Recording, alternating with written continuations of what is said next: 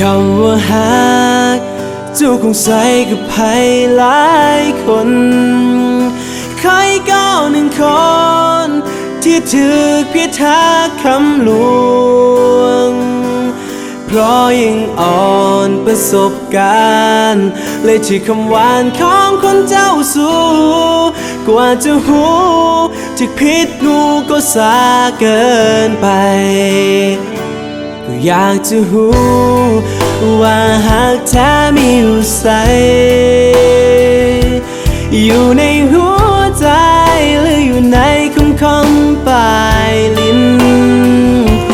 เจ้าคงกินแต่น้ำตาล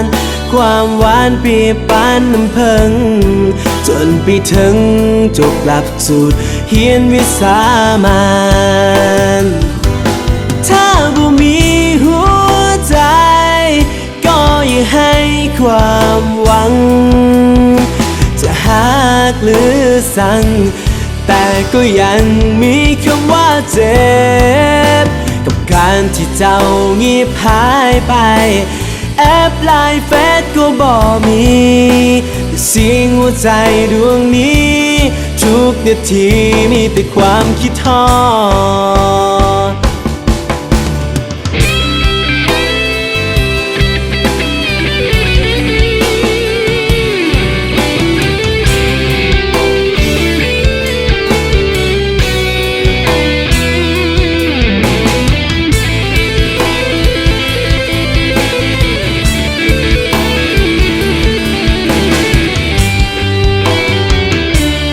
อยากจะหู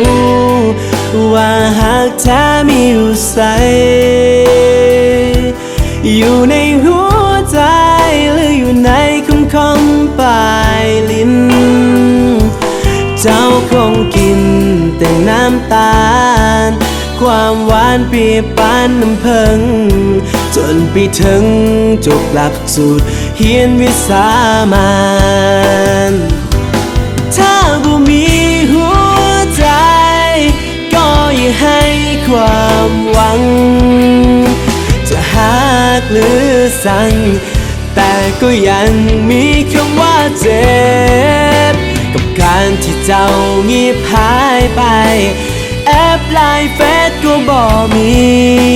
เสียงหัวใจดวงนี้ทุกนาทีมีแต่ความคิดทอดถ้าบ่มีหัวใจก็อย่าให้ความหวังจะหักหรือสั่งแต่ก็ยังมีคำว่าเจ็บกับการที่เจ้าเงียบหายไปแอบไลน์เฟซก็บ่มีแต่เสียงหัวใจดวงนี้